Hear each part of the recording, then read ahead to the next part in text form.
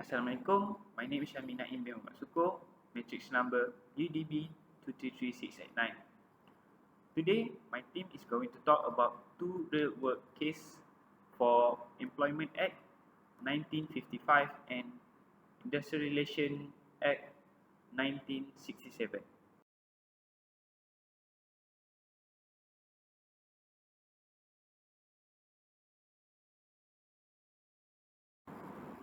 So this is my team members, consists of 8 boys, including me as a leader.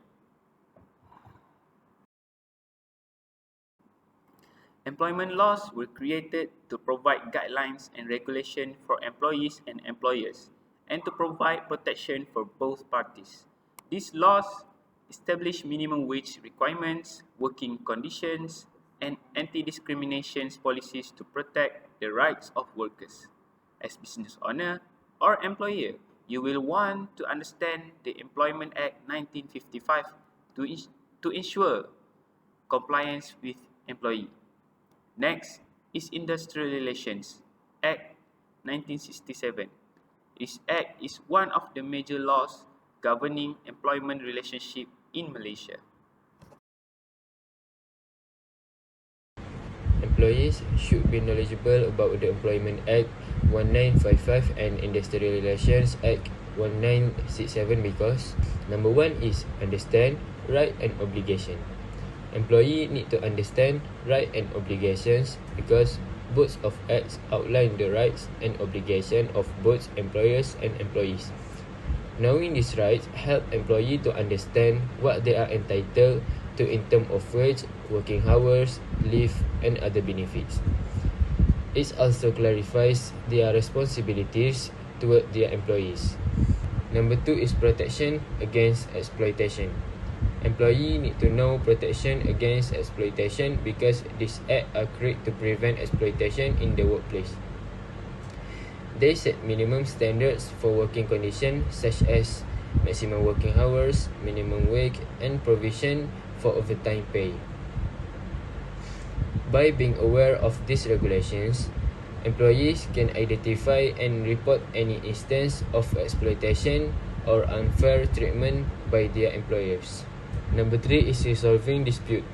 The Industrial Relations Act provides a framework for resolving dispute between employers and employees, including issues related to termination, wage, and working condition. Employees who are knowledgeable about this act can seek resource through the appropriate channels, such as conciliation or arbitration, to resolve conflict in a fair and lawful manner. Number four is ensuring fair employment practice. This act forbids discriminatory practice in employment based on factors such as gender, religion, or disability. Employees who are aware of their right under this law can take action if they are experience any form of discrimination or harassment in the workplace.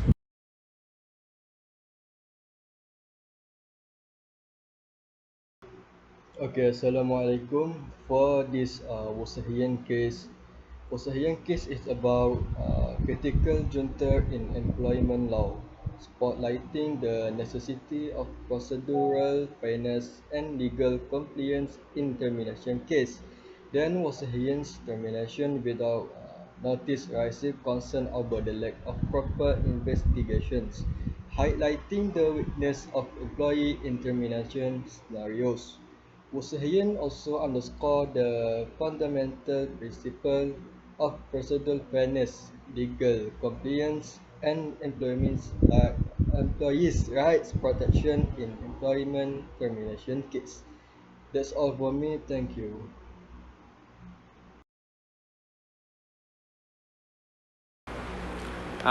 In case Chiu Fu Wen, examining section 60A3 of the Employment Act 1955 and how it applies to the respondent situation. This will involve determining when the respondent meet the criteria for entitlement to overtime wage under provision. And the second one, reviewing the specific grounds on which the applicant is applying the Director General decision. This include include legal arrangement, interpretation of contractual term or procedural irregularities. And the last one, understanding the application of the substantial purpose test used by court to determine when a person is engaged in manual labour. This involve assessing when the nature of the employment primarily involve physical exertion or release more on acquired skill, knowledge or experience. That's all. Thank you. So, about this part, me and my friend will cover about 2 real-world cases that are relevant to the Industrial Relations Act 1967. The first one is Lee Chong Meng with Nissan Sdn Bhd, and the second one is about Ismail Nasaruddin with Malaysian Airlines System Berhad. So, about this part, we got 2 real-world cases that are relevant to the Industrial Relations Act 1967. The first one is my part, which is the case of Lee Chong Meng. So, the case of Lee Chong Meng v Nissan Malaysia Sdn Bhd in 2005 is significant for its emphasis of due process and fair treatment in employment termination. The Industrial Court ruled in favour of Lee, highlighting the necessity of procedural fairness, where employees must have the opportunity to present their case before any disciplinary action. The decision underlines the need for valid justification for termination. As Nissan Malaysia failed to provide sufficient reason for Lee dismissal, this case reaffirmed the protection under the Industrial Relations Act 1967, ensuring that employees are safeguarded against unfair treatment. It also reminds employers of their responsibility to maintain transparency, accountability, and respect for employee rights in the workplace.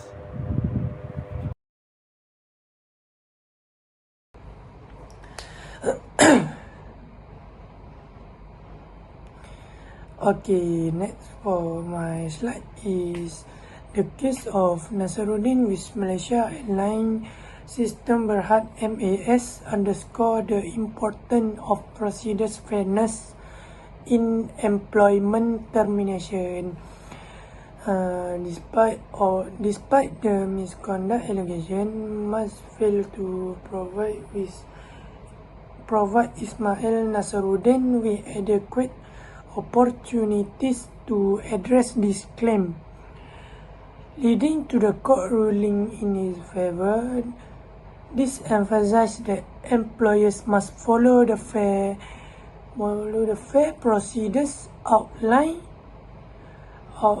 the industrial relation in 1967, and the ruling also highlight the need for valid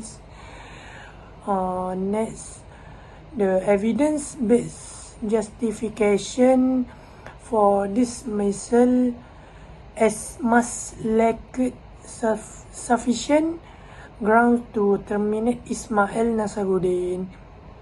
Additionally, the case reaffirms the legal protection for employees and the judiciary role in upholding this right. Ultimately, it serves as a reminder for employers to conduct termination proceeding with transparency, accountability, and respect for employee rights. So that's all for me. Thank you.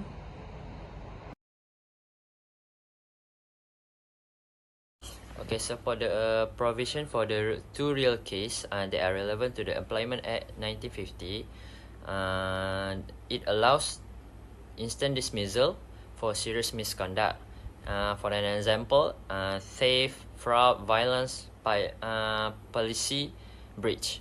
It also requires a fair inquiry and employee defense opportunity.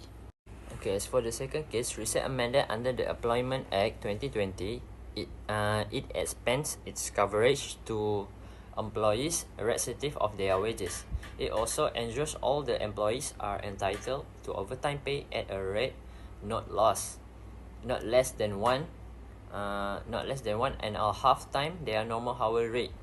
They also representative a significant enhancement in employee protection and benefits, also promoting a fair compensation for overtime work and aligning with efforts to improve labor standards and create just work for the environment.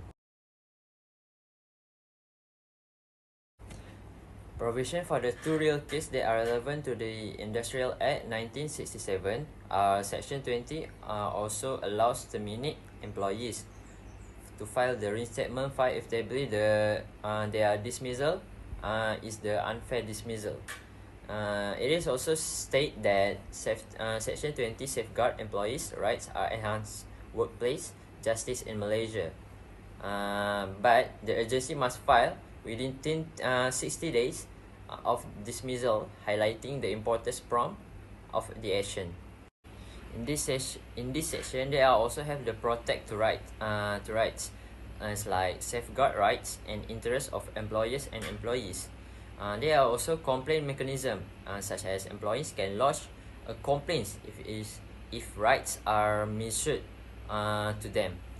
And as for the last one, fair labor practices promotes fair labor practices and peaceful for the workplace environment. Okay, that's all from me. Employment Act 1955. So the first one is terms of minimum requirements for employment. This law can serve the employees in terms of minimum requirement for employment. The Act provides the minimal requirements for term and condition of employment, including as public holidays, yearly leave, sick leave, and working hours and rest day. These clauses guarantee that workers have the right to the fundamental benefits and protection, like paid time off and acceptable work hour. So the second one is wage and overtime issue. The Act requires employers to pay minimum wages and overtime rates to their staff and ensure that workers receive fair compensation for their labor. In order to deter exploitation and unfair labor practice, employers must pay salaries on schedule and pay overtime at the statutory rate. In conclusion, Malaysian employment laws stand as a pillar in safeguarding the rights and stimulate a harmonious industrial relations within employee and employer in Malaysia. Through their comprehensive provisions and mechanism for dispute resolution, this legislation serves to uphold fair employment practices, protect workers' interests, and promote stability in the labour market. That's it from us. Thank you for watching our presentation.